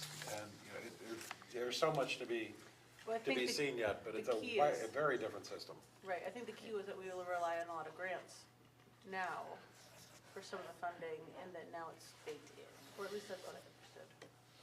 Suzanne? Foundation funding, wasn't that sort of the system and structure that was put in place pre-Act 60? That's correct. Isn't that right? Yep. Okay, I just wanted to know that for my own personal knowledge. Thank you. It's found to be unconstitutional. So Yeah. Exactly. They would have to Got it. do it a little differently, I think. Well, they're also talking about, the foundation formula, the problem was that, it was unequal because wealthy towns with a lot of, property value could raise more funds and spend more, and more easily.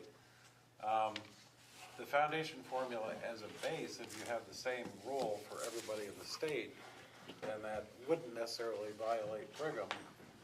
But the problem is you're gonna have a lot of towns that are gonna say that there are a lot of districts, or, There's you only only have 5 districts. Right. But you may have some people who feel that that's insufficient to educate the kids. And they're wanting to build something in so that districts can raise additional funds, but they have no clue how to do that within Brigham, I think. And I think if the board wants information from us, Sue and I have talked about the numbers. Right now, the proposed figure is not a negative for Taconic and Green. So I think just context for that is, because there are a lot of people that are not totally clear on the numbers and where they come from and how it compares to current numbers, but just. Thank you for that, because I know, Yeah. I'm looking at the base funding number, and that's well below what we announce as our tuition. That's correct, And I because it's don't know not where- tuition. Right. Because it's not tuition. So if you're looking for information and you'd like us to make a presentation, we're happy to do that at a future meeting when it feels appropriate, because you're in good shape. Just information point here, your packet on pages 22 and 23 has the 2-page summary of the governor's plan. Is everybody aware there's also, I think, a link, wherever that came from, with, I think it's a 17-pager that goes into a lot more detail? Right. Yeah. Well, I put the links on my legislative update, Yeah. but they didn't work, sorry, Yeah. so we can send that out with ones that work. Those were, And I want to highlight. They did work. Oh, Randy said it. Yeah, Randy said Yeah, that. they worked. And I want to highlight Jim's very last comment here. It's on packet page 27. Just take a look at his note there. It's by no means trivial. Yes. What page is that on? Now I'm curious what the note says. Said that it's clear that major consolidation will require some major changes with respect to choice and independent schools. A much larger SU would dramatically change the list of schools within the district. In a larger configuration, our district would cease to be an SU with no public high school within the district. The change would require a major rethink about how school choice might be applied. Inter-district choice might also need to be totally reconsidered. So, it's an independent school, it is a huge issue in this, but at the same time, we're talking about 4% of the kids in the state go to publicly funded independent schools. And the governor made a point to state that in his address about this. He did, So, he did. I think it's fair to say that he called out the fact that, he called out the importance of independent schools to our public system, and that the number of students is only 4% of our total. And the Secretary of Education in her presentations made it extremely clear as well what the magnitude was. So, they're aware. And then the general consensus is that the 4 academies are going to continue in some fashion or other under the governor's proposal, but nobody knows about the other independents, right? I think that's fair. Yeah, I would say too, the other thing that isn't happening is in all the modeling that's being done is under the assumption that all schools that operate now continue to operate at the moment. So they're not claiming that they're not, modeling numbers aren't closing schools. But they do want you to have 300 kids per building for elementary school, so I don't know that any of our buildings But can actually do that, so. They can. But that was one of the things I pointed out was that the foundation formula as they have it For the right all. now was supposed to produce like $180 million less than we're currently spending. Last year's increase in spending was about $180 million, so interesting. But, so, Randy's saying that we could potentially be in good shape. There are clearly some districts around the state that It's all over the place. are not going to be, it's Even going to within impact RSU. people very differently. Anything else on legislation? Okay, anybody have any items you want on either the March or I guess the April agenda at this point? Remember, you can always get in touch with me or Dick or David or the superintendent if you think of something. Yes. This may sound like it's coming out of left field, however, I understand that likely this board will not exist in 3 years. I also understand that over the next year, we will be operating as we are currently, and the following year will be a transition year. The third year we'll be working to be part of our new larger district. We've been operating in this board, since 2018? Is that when TNG formed? We took over. We were formed in 17, but we didn't actually start running things till 18. At the time, if I'm not mistaken, Sunderland was a bit smaller than it is now. Sunderland is still small, but it's only about 200 people less than Dorset. Considering that we are going to be making big changes that affect all of our districts, it does concern me that I'm the only Sunderland rep on this board, and that for the Sunderland school, that I'm the only rep on this board from the town of Sunderland, that lives in the town of Sunderland. I'm also the only rep on this board that has children or neighbors that go to the Sunderland school. I understand our articles of agreement, we put 13 members on it, but I would appreciate at least a consideration to see what it would be like to add another Sunderland member, maybe for the next year while we consider transitioning, so that there is more voice from that area, considering that there is one school that has one representative living in that district. Whereas right now, currently, Courier has 3. And Philbrook has 4, and Dorset has 2. Manchester, I guess, only has 2. But I would appreciate at least a conversation considering it, even though I know this is going to be a short-lived time. I think it might be important during that time. Could you clarify your word representative? Could we consider whether it might be appropriate to revisit the articles from the TNG for the next year or two, or, just reconsider the articles from the TNG? It may not make sense to do it, but I'd like a consideration. It would need, unfortunately, to be voted on by the public. And so while we could certainly consider whether there is justification for that kind of idea. The board would have to warn it and put it as a part of not this year's warning, but the following years. Unless we call a special meeting. Even if we could call a special meeting of the entire electorate. Well, And maybe there's another mechanism that we could, we could certainly investigate it. and- but at least could we But, investigate it? but just so you know, under the way the bylaws, I fully understand this is not timely. Had I No. anticipated this in October or September, I would have brought it then. well, Just- the answer here is that it can't happen in the coming school year. It could in the following school year, if we put it to the That we voters. wouldn't vote on it again until March of 2027. And at that point, we're No, already. 2026.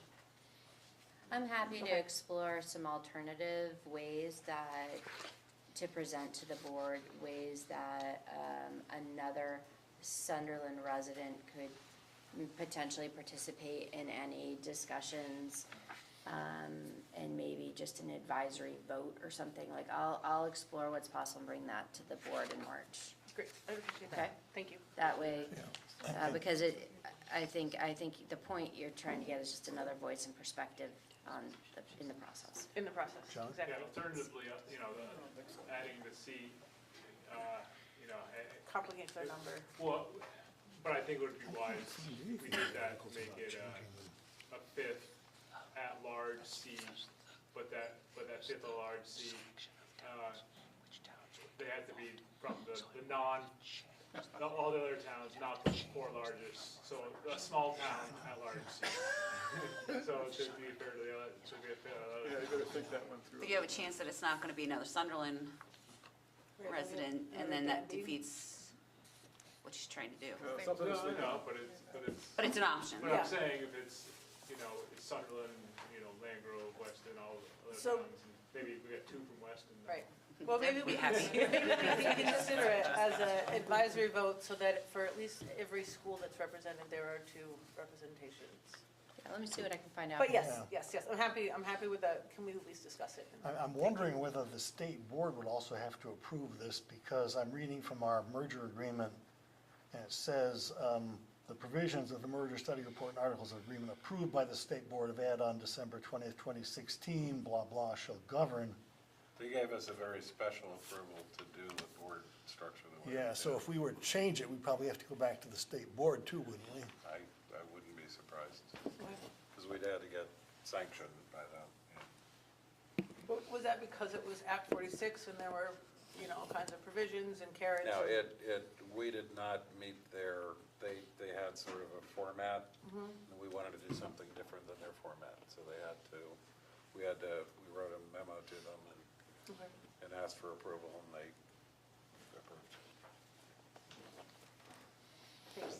But I hear your desire to get more voices. But an informal way could work really well. and be Yeah, I'll look quicker. into what's possible. Yeah, and maybe if something like the governor's proposal came about, which includes the school advisory councils, that might actually give a school like Sunderland more of a voice than it has now, I don't know. For the future, sure, Yeah. yes, of course. Anything else on that topic? Well, of- not on of that. adding agenda items? So this is a little squinty on the agenda item, but I was gonna pull up my calendar, but apparently when I do that, everyone else can see everything that's going on, which I'm not super comfortable with. But I would like to schedule a meeting, a special meeting, late March, to talk about a recommendation regarding school reconfiguration. So I was gonna propose a date, but I can't figure out how to do that on my watch. Late and- March, though? Late March, second half of March. So I will send an email to the board. I want to try to get that on the books as quickly as possible so that we can communicate to folks when that will be. And I think I'm recommending a special meeting because we've got a lot going on at the March meeting, and I think it's a good idea for it to be a standalone. Any other agenda items? Nope. Well, no, No? but I've got this. And I have a couple of the self-evaluations. Please don't leave without filling them out. I have extra forms here if you need one. Can I just jump into public comment? Who else needs one down there? Jessica, Deb, I have your certificates. These are our school board appreciation certificates I'm about to pass out. So Jessica, that's yours. Sorry, I got so overwhelmed earlier. So these are certificates for board members. This is coming to you on your end. Board, while you're filling out the, That email excuse me, while you're filling out the self-evaluation, there is another guaranteed 10-minute public comment time. Does any member of the public want to comment on anything? Okay. Thank you very much for coming. She got it out of I the feel way. like we should always print down Remember, you can also send the comments through Melanie, but please self-evaluate. Are we calling Somehow, our Augusta secretary. Yeah, I think we It's need in a there. motion to adjourn, yeah? Maybe got stuck to somebody Herb? else. Motion to adjourn? Yes, I would like one. I got one for you. Okay. Second. Okay, moved by Melody to adjourn, seconded by Jim. All in favor, please raise your hand. Aye. All right, anybody opposed? Passes, and we're adjourned at 8:47.